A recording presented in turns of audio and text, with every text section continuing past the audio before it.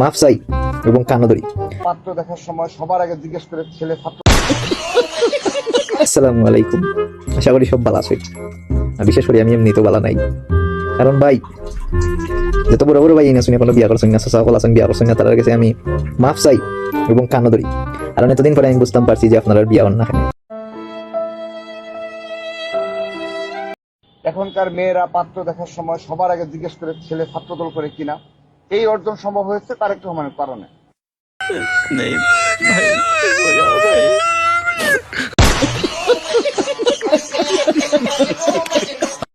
মূল সমস্যা তো হইল কি যে আপনারা ছাত্রদল করলেন না, এর লাগেই আপনারা পাত্রীয় বলতে পছন্দ করেন।